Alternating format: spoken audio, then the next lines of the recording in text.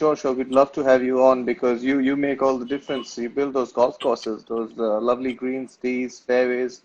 You guys are the maintenance guys. You guys are the ones who are bringing it out to us and creating the infrastructure. And we we don't have a choice. We have to have you.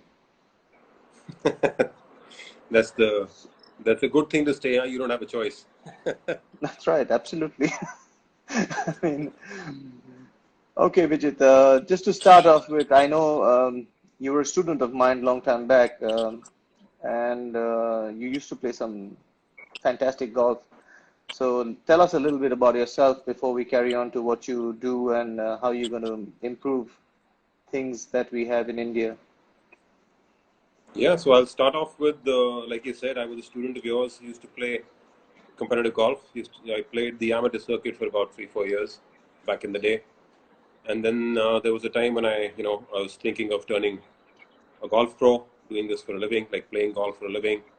But I ultimately decided to, venture into golf architecture because I sort of realized this is where my passion was. I used to read a lot about golf architecture. I used to be very intrigued just to, see different kind of golf courses, different styles of golf courses.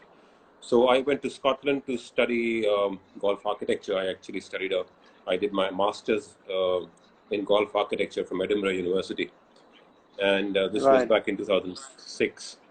Back from there, and I've been, designing and constructing golf courses since then. We formed a company called Golf Design India, and so far we've been fortunate to be to have, be involved in over 50 projects of all different scales and all different nature all across the country. Right. Fantastic. So tell me, what was your intention and why did you suddenly choose golf architecture? You know, you had a lot of choices at that time. I know you were studying law as well, but why Yeah. golf architecture? Why did you do that? Firstly, it was the love of the game. I had to be involved in golf in some way. Uh, and like I said, I used to read a lot about golf architecture even while I was playing. I had a few friends who used to send me reading materials back in the day as well. And when I used to travel, not only for golf, even for holidays, I was very interested to see different kinds of golf courses, how different golf courses fit the landscape. That was something that interested me a lot. And that was mainly the reason why I thought there was a void in the golf industry here as well, because I saw the business opportunity as well here. Because most of the work at that time, building and designing golf courses was being done by international architects, mainly from Europe or Australia. So I did see there were a few very, very respected old gentlemen, Indian guys also in the industry, but there was still a very, very big opportunity to fit into the golf industry here. So I was fortunate enough to enter the industry at the right time and pick up a few big projects as soon as I got back from. So tell us about the first big project that you did in India, which kind of got you on the map, and when was that, and how did that come about? The first two actually very, very, very interesting. The first project I did was for the Delhi golf course.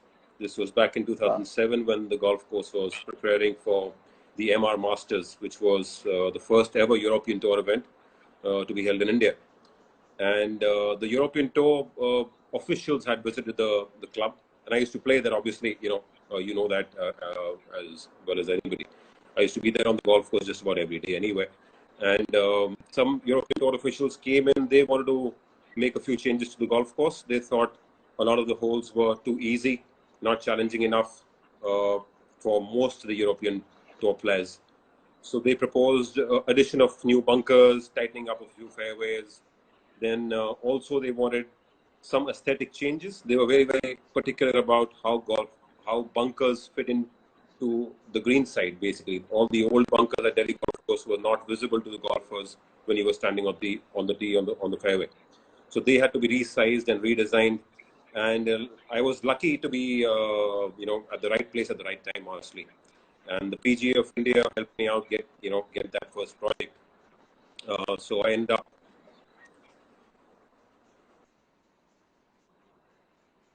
You're breaking up, Vijit. Is everybody having? I think Is there a sound problem? there's some connection problem. I think you've paused. Yeah. I think on your side, your Wi-Fi is a bit shaky. We'll just give it a minute. I think it should be back on track. Are we back on, Yeah, Mr. Bose? sometimes the I Wi-Fi really can't signal tell. has been. Yeah, you're back on. You're back on. Yeah, you're back on. I can hear you. Can you hear me? Okay, cool. Yeah, so I was saying I can now. Yeah, I think we're back online. Okay. Yeah, so like I No, said, you I paused was again. fortunate enough to be at the right place at the right time, Yeah. and we ended up redesigning all the bunkers at the Delhi Golf Course, adding a few bunkers, doing some other small little tweaks at the course. Then from there, we moved to the reconstruction of the Noida greens, the Noida Golf Course at Sector 37.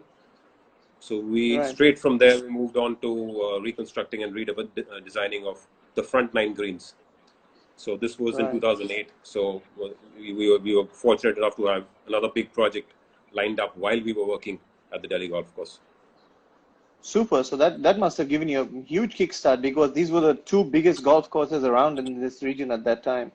And Noida Golf Club is a big golf club. So is Delhi Golf Club is one of the most prestigious golf clubs in India.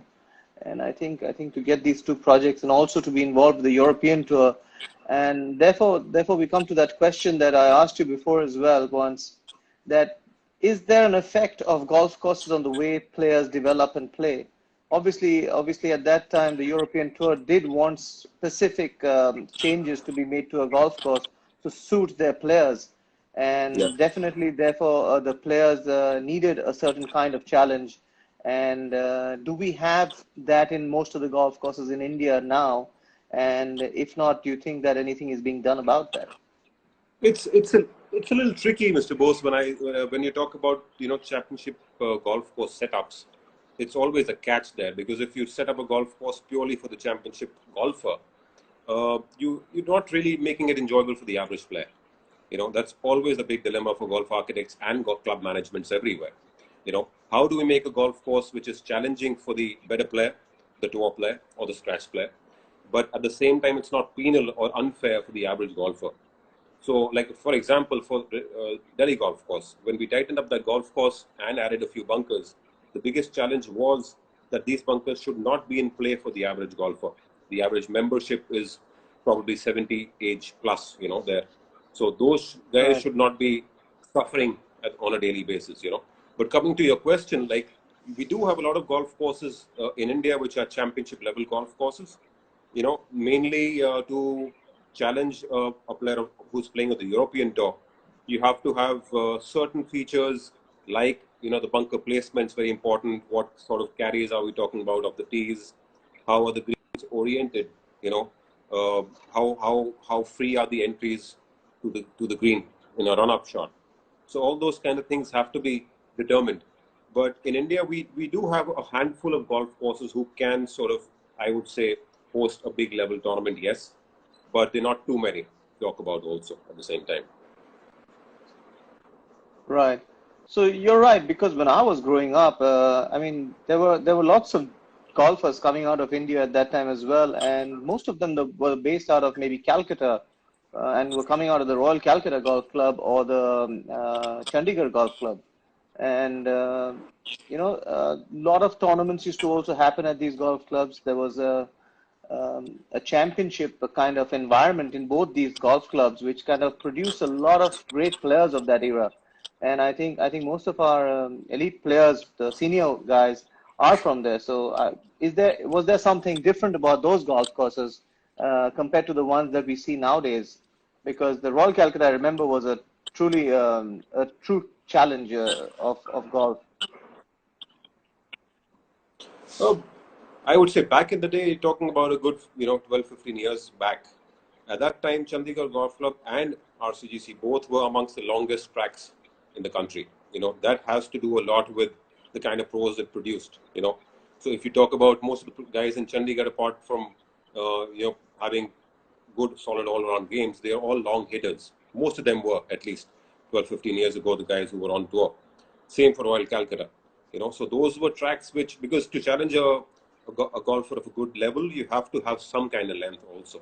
Like you can't expect to challenge a golfer of European Tour caliber or PGA Tour level on a 6,000-yard golf course, But at the same time, yard is not the only thing that we look at, but you need some kind of yardage. So I believe that's one of the elements that was there. Plus, both are solid tracks. Chandigarh Golf Club and Royal Calcutta have a very, very good mix of, dogleg holes, straightforward par fours, good solid long par threes, as well as short par threes. So they're good tracks overall anyway. The golf courses Right. these days that are being produced, there's also a good mix of championship level golf courses as well as golf courses which are easier to play for the average course, player or a member, basically. You're right, because when they redeveloped the KGA, the Karnataka Golf Association in Bangalore, that threw out a lot of great players as well. Because suddenly there was this massive player bank coming out of Bangalore, and this was somewhere around the mid 2000s, between about 2005, 2006 when they did that, I think. And that also gave a big Right. boost to junior golf and especially golf at the elite level, which came out. So I guess conditions do make a great base for creating champions, and I hope we see a lot of them coming up in India from you, especially because you know exactly what it takes to play the game and what it needs out of an elite golfer. For sure, like the But KGA is a good example that also you're keep, talking about. yeah, When they yeah, did the golf course back in the day, they introduced a lot of new modern features into the course. Not only I would say new turf grasses, which were very, very unique to our conditions at that time. So our professional golfers in Bangalore or amateur golfers, junior golfers got the experience of playing on grasses which they would play on abroad as well, which was not the case earlier. So you had grasses on the greens that could give green speeds of touching 11 or 11.5 on the stimp meter. So that kind of experience was not there in the past, or was not there in that number in the past. So having new grasses, also very important feature is how you design a golf course. Like the problem with India is, although we have a lot of golf courses in the country, we have about 280 golf courses in the entire country. Majority of them have been built way back in the British times. So they were not built with a lot of expertise in terms of design and construction methodology. So a lot of them don't have those characteristics which can challenge a golfer of a good skill level. So when you talk about a green complex, the older greens that you see, the typical army golf clubs all around the country, those green complexes are purely elevated green with bunkers on both sides, sloping one way. They don't really challenge. They get monotonous, they get bland, and they don't have enough variety to challenge the average, the accomplished golfer. So certain features like that also were introduced at the KGA and other golf courses. This is what we did at Noida Golf Course also. It was a typical army style golf course, flat track with all the greens used to slope back to front with bunkers on both sides. So what we tried to do there was introduce some variety, different shapes of greens which were oriented in a different way, angled in a different way. You have to hit over certain bunkers, use the slopes, use the contours. So all those features are also very important, in addition to the new modern technology and new turf grasses that you spoke about. right. So you got all this information. You studied architecture in Edinburgh, and you came back fully armed to do these things. But tell me something about a guy in golf, someone like you way back when you were playing, similar to your condition. He doesn't make it in golf, and he wants to, pursue golf architecture. What does he do? Is there any system by which we can do this in India? Unfortunately, there is no golf course architecture course anywhere in the country, in the world anymore. When I started this master's course in Edinburgh, we had two courses, both in Europe, one in Edinburgh and one in somewhere in Spain, that were offering such a course. But there is no golf architecture course anywhere in the world. No university offers that. So the ideal or the most popular way where the Americans or the Europeans get into this line is they study landscape architecture, and they specialize in golf architecture in their thesis when they do their thesis in the final year. So when you talk about all the great architects like Robert Trent Jones and all these guys in the past, Pete Dye and Tom Doak and these guys, they've all studied landscape architecture and moved on to golf architecture.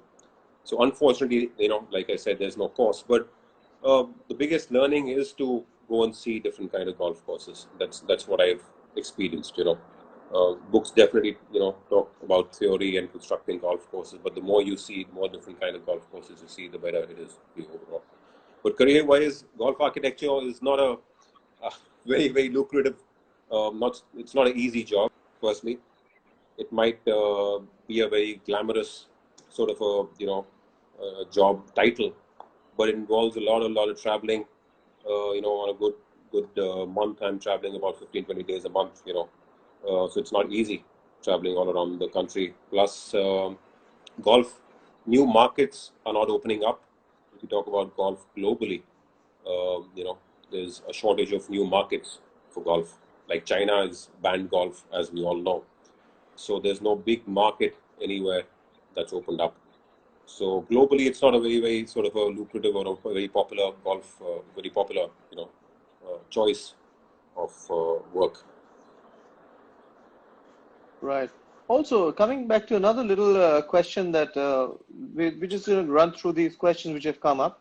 So we've answered what are the career options for a player in golf other than playing professional golf. So one of them is, of course, well, there are multiple career options, and we'll get to those questions, I think, sometimes maybe over the weekend as well, and with you. So do you have any insight into that? And what kind of other career options are there in golf besides playing golf? Yeah, absolutely. Greenskeeping, golf courses, and operations is a big market. Getting into the golf course maintenance is a big. There's a big void that I see in the industry right now.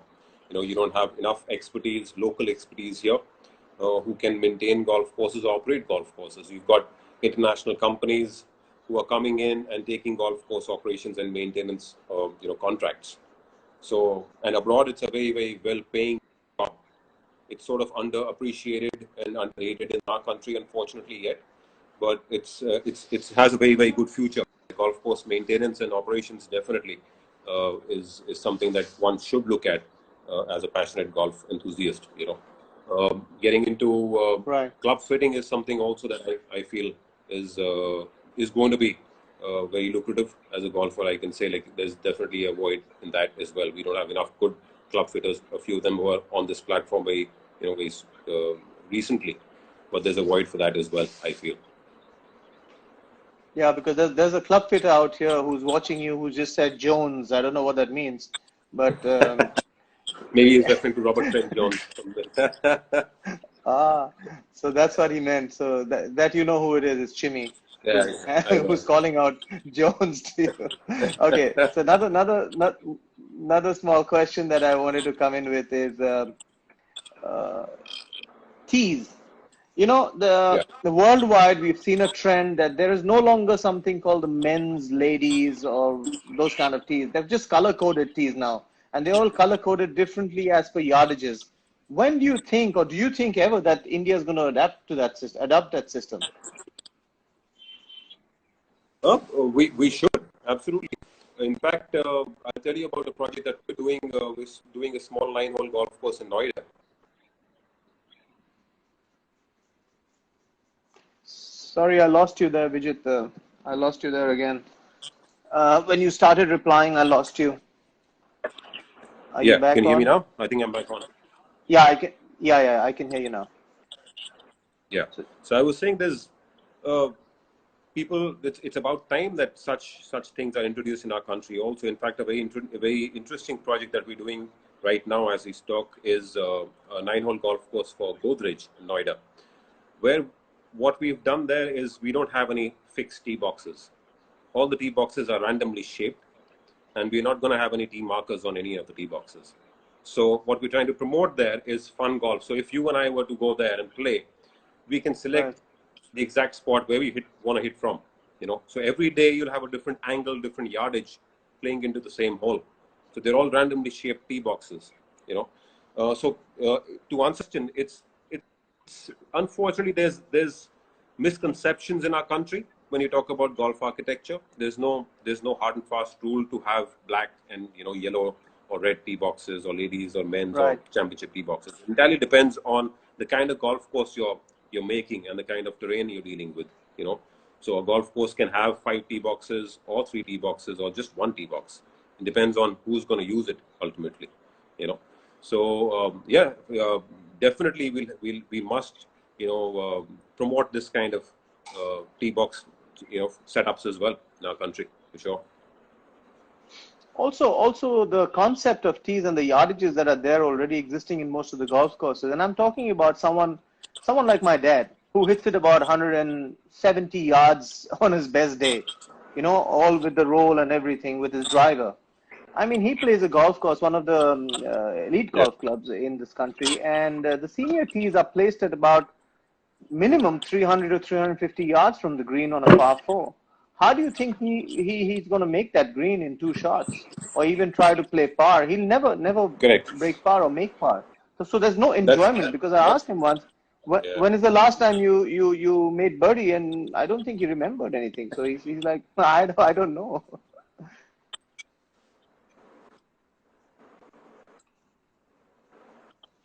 Yeah. So how So do you this is exactly address what I was address saying. that one? Yeah. Yeah. Firstly, there's a misconception of having, you know, tee boxes at a particular distance. Uh, the reason for having multiple tee boxes must be understood firstly. You know, it's why do we have multiple tee boxes? It's because we want to provide a similar golfing experience to all different kinds of golfers. So if Right. you are playing against me, you know, both of us should enjoy the golf course equally. And Right. each hole should challenge you and me equally. You know, that's At the my intent. level. Yeah. At my level. Yeah, that's right. Or any, yes. So if you're playing against a 20 handicapper, both of you should have the same level of enjoyment from a particular hole. That's why you have different tee boxes. Unfortunately, most of the guys don't play off correct tee boxes. Well-known fact, it's been researched that 85% of golfers play.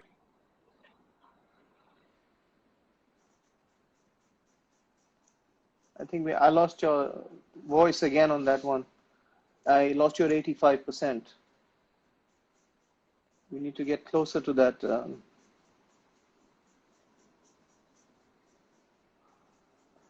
Can everybody hear us, or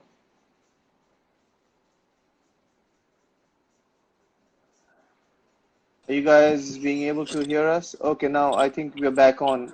We lost you at 85%. Yeah. So is there some connection problem at your end, Mr. Bose, or my end? No, I'm fine. We No, need to I'm figure out. good. Anyway. Yeah. Okay. Yeah. So I was saying 85% of the golfers play off the incorrect tee box. What I'm trying to say is you have 5 or 6 different tee boxes on a particular hole for a reason. So if you're a guy who's hitting it 170 off the tee, you should not be playing off the yellow tees or the men's medal tees or the regular tees anyway. You know, you should be playing off the forward tees. But most of the golfers worldwide don't do that. So when we're designing a golf course, what we try and do is for the championship level golfer, you have the championship tee box. But for the regular golfer, where we know 85% of the golfers are going to be playing from anyway, that is where most of the design aspects are, you know, sort of planned from, because we know most of the players are going to be from there.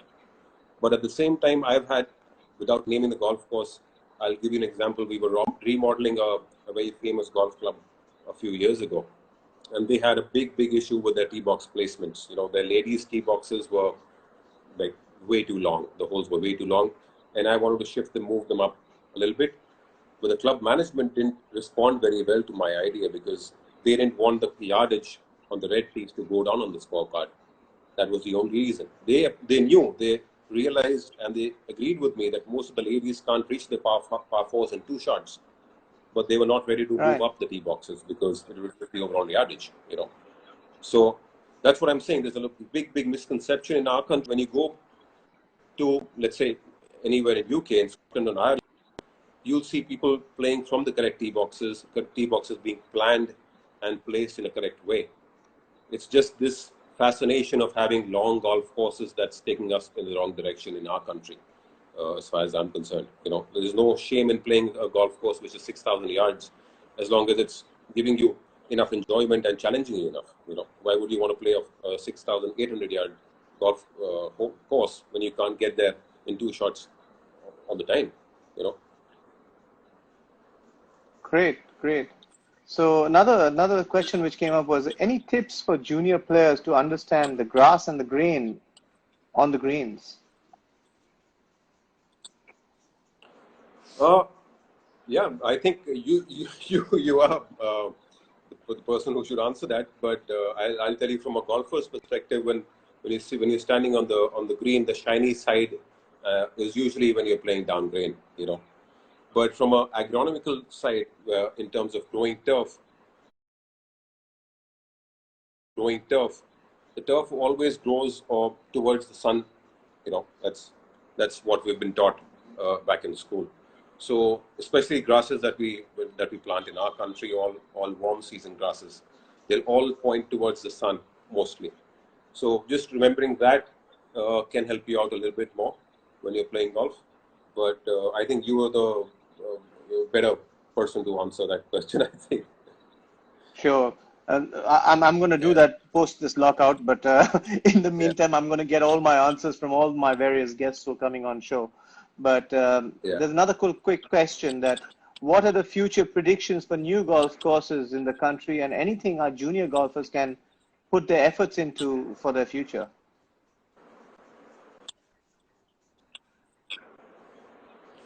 Uh, the future of golf development, is that the question? I couldn't get that. I think we got cut off, Mr. Bose, from the. Yeah, I think they want to know what you think is the future of golf development in India. I think you've already touched on that topic a little bit earlier. That Yeah, just to add to that, I would say the future of golf development in India, I see more nine-holers being built than 18-holer golf courses in our country. You know, because acquiring land is a problem, firstly, in India. To put together a land size of 150 or 200 acres to build an 18-hole golf course, sometimes it's too tedious. Like, you have to deal with so many different land owners to put together that parcel of land. So land costs are becoming more expensive, especially around the cities. So making nine holes, which require less land, less water, less cost, less money to build, and they're more, they're quicker to play. So there's nothing wrong with having a lot of golf courses, a solid nine-hole golf course versus a weak 18-hole golf course. So all these real estate companies also, which are building real estate villas and apartments with a golf course to sell their real estate, are also looking at mainly building nine-hole golf courses because they don't have that kind of land to build 18-hole golf courses. So you might see a lot of smaller, shorter nine-hole, what we call as executive executive golf courses being developed all across the country, which is what should happen also. As far as I'm concerned, if you want to promote the game of golf and you want to get beginners to come and play around a golf, the best thing to do is to build a small nine-hole golf course to introduce the game to them. Getting a player who is not very accomplished or a beginner golfer to a full-length 18-hole golf course sometimes intimidates him and puts him off more than uh, attracts him to the game of golf. So that's the way forward, I feel. And we must introduce some kind of golf facilities in our schools and colleges also, which is something which is lacking. You've been trying that for a number of years, I know, and we're building small putting greens and small driving ranges wherever we can. But unless we do that, more of that, it's going to be tough to grow the game of golf in our country. Yeah, you know that I've been involved in running a lot of school programs which have these little facilities which we build inside. But as you know, the school really, the school has to be a rich school to actually put out that money to build that infrastructure. Because for an operator like me, if I were to make about 10 of those and then hire 20 people to run that show month on month end, I mean, it really won't, I mean, it's not feasible for me to make that kind of investment. And also, we have a serious lack of, like, if I have 10 schools in Delhi, where do I get 20 teachers from? Correct, absolutely. I agree with you, but So, even in the tier two cities, I would say just building a small little green part of a football field or a cricket ground could be done. It's not necessary to build a very international quality green or a big size green. You can do a small green with a hitting cage to just introduce a few kids to the game of golf. That needs to be done more often. What is your take on using artificial grass on greens, and do you think that's more viable to place inside these learning areas, as I call it, these starting areas? Why not? Absolutely, yes. It's very low maintenance. That's the biggest plus for this artificial turf. And these days you get very good quality turf which plays and reacts like natural turf. Earlier that used to be the main objection from most of the users, that it doesn't react the same way as natural turf does.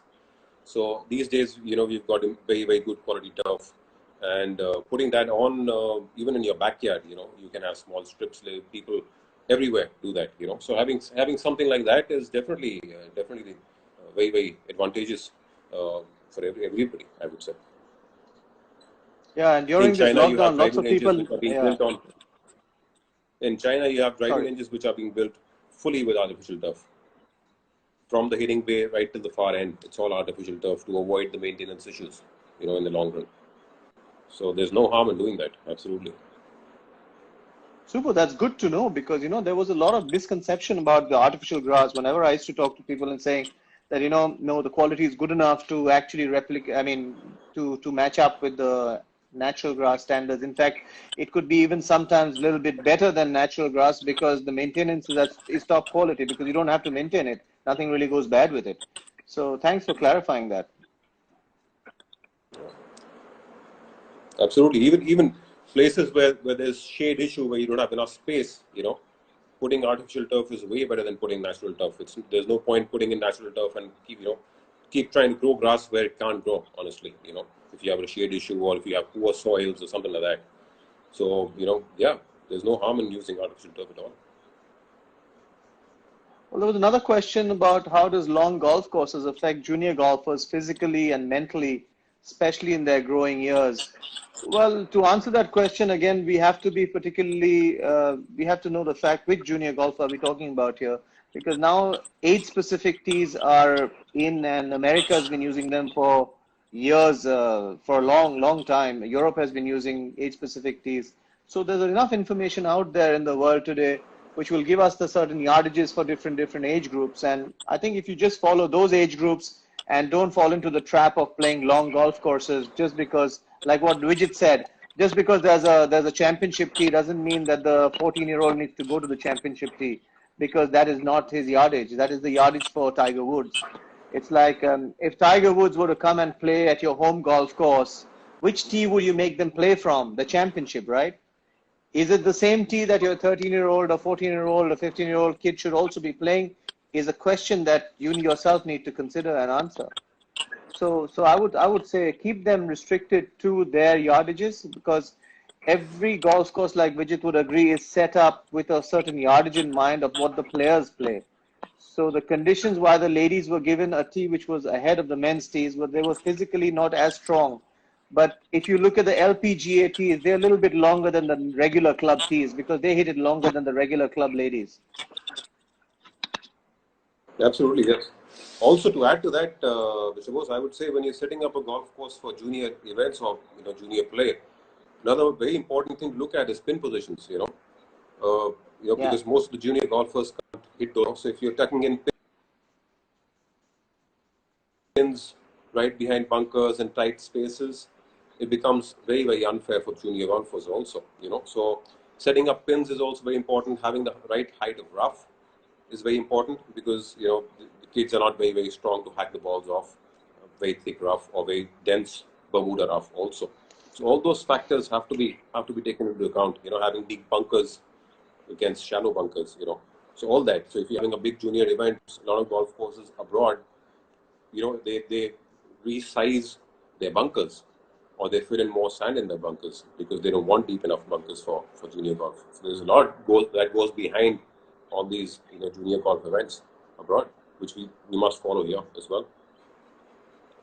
Fantastic. Yeah, you're right. And we're trying to make an effort in that direction.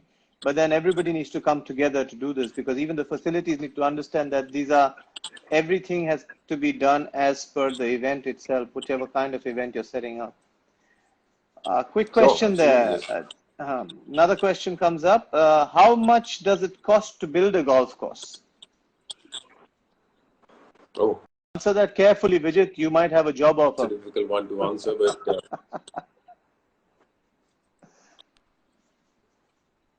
Hello.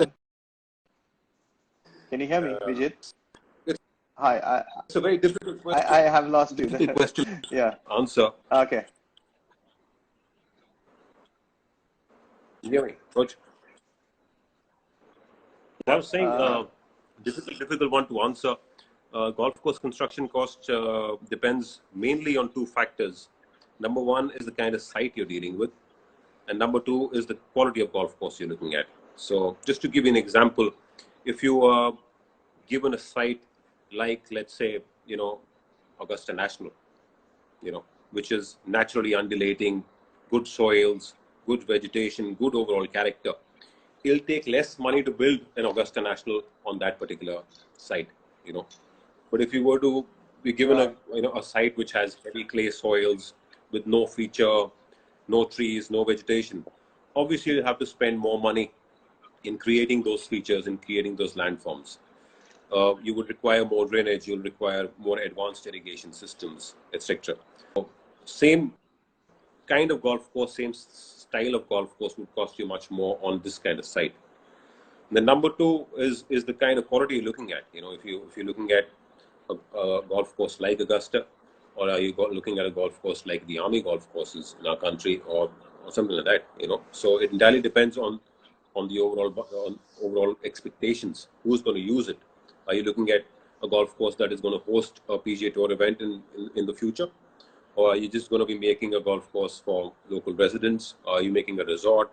So there's a lot that needs to be thought about. But on a ballpark, I would say it could range anywhere from 70, 80, or maybe 50 lakhs to 80, 90 lakh rupees per acre. So there's too many variables here to actually give you a number, honestly, on that one.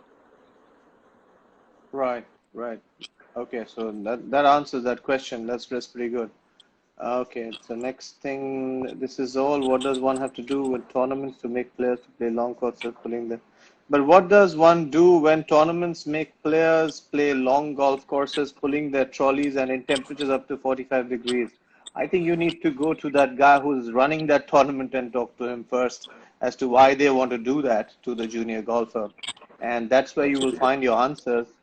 I think the answer is in the guy who's running that event.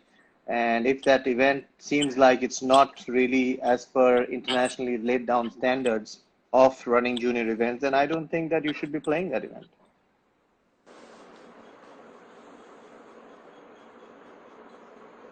Okay, another quick question which comes in, and okay.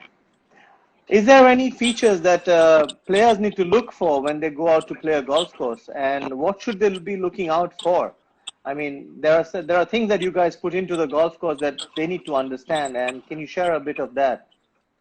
Absolutely, yes. That's a very, very interesting topic of discussion, I would say.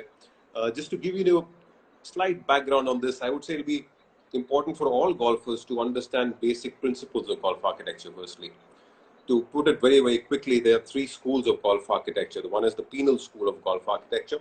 So if I were to take examples from golf courses, let's say that you and I would have been playing for years, let's say any golf course in Delhi, like JP Greens or Noida or Delhi, you have golf holes which would represent this kind of design. So penal design is basically where you don't have any options of shots when you're playing that particular hole.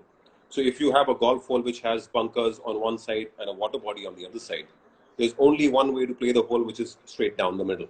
If you miss it to right, you're in hazard. If you miss it left, you're in hazard. So there's no strategy involved. Number two is the strategic design, which involves a little bit of thinking. So when you're standing on the tee, a good example is maybe, if you have a fairway bunker, right, let's say right bang in the middle of the fairway. So it makes you think, which way do you go? Do you go right? Do you go left? Do you go over the bunker? Do you lay up short of the bunker?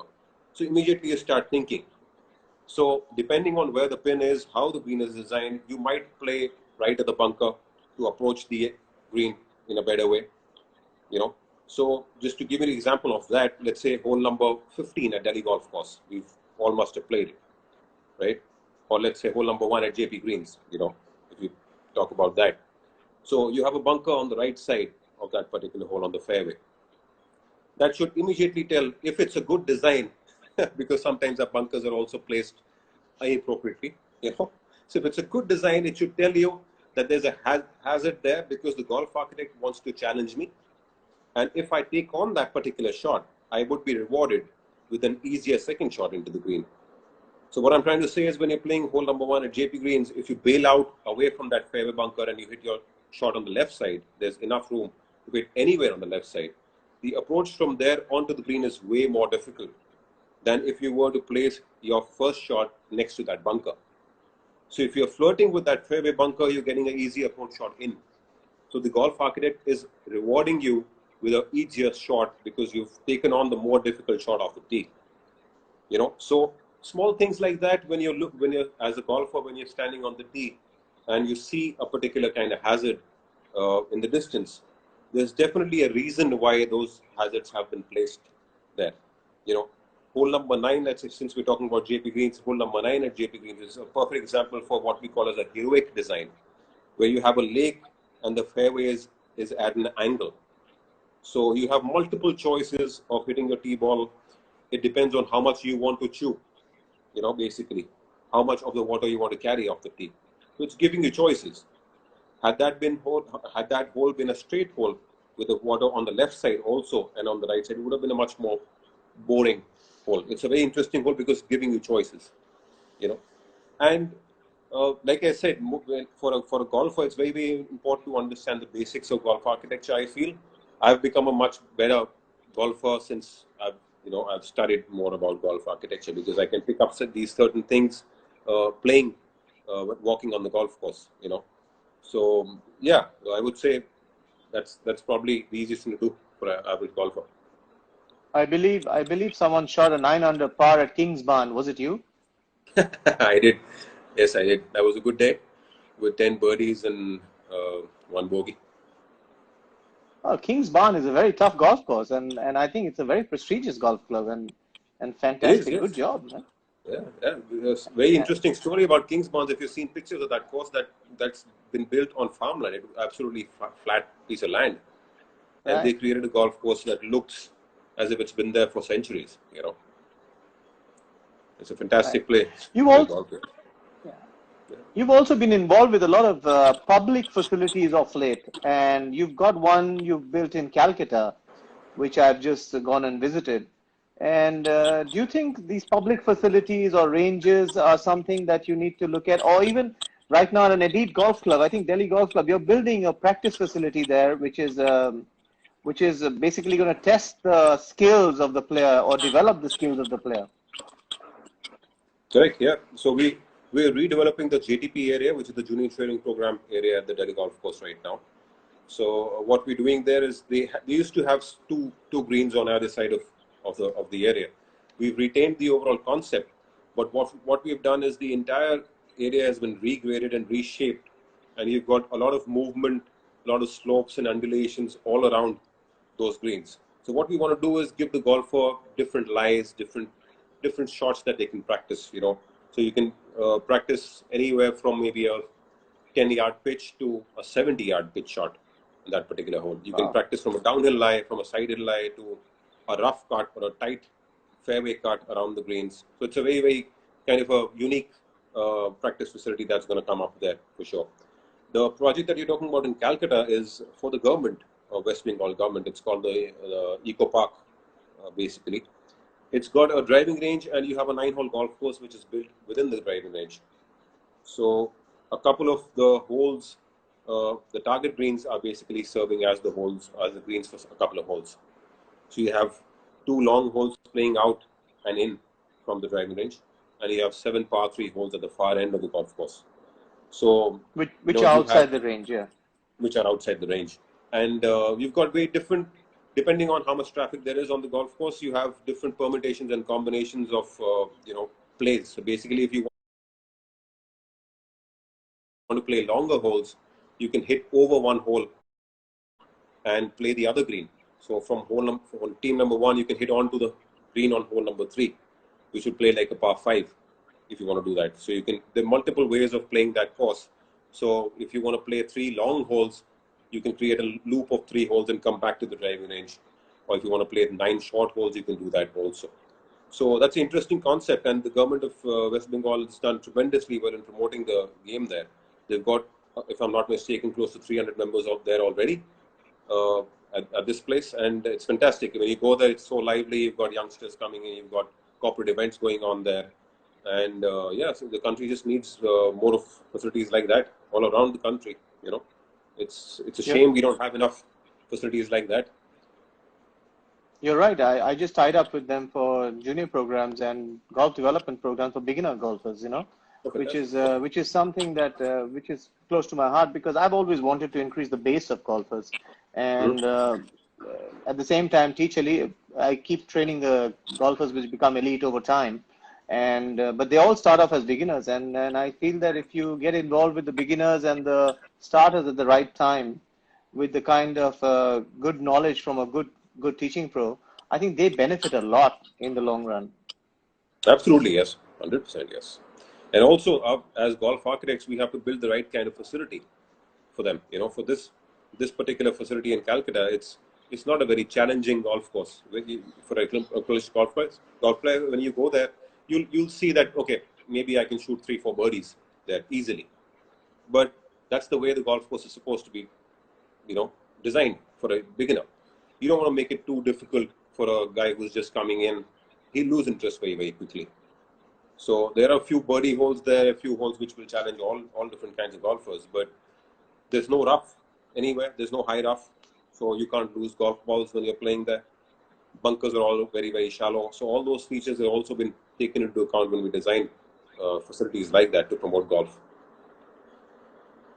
So basically, a public-private partnership could be a way forward to having more golf courses. What do you say?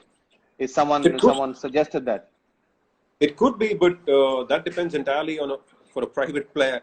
He would want ultimately to earn money. You know, it's very difficult to earn money solely from the golf course.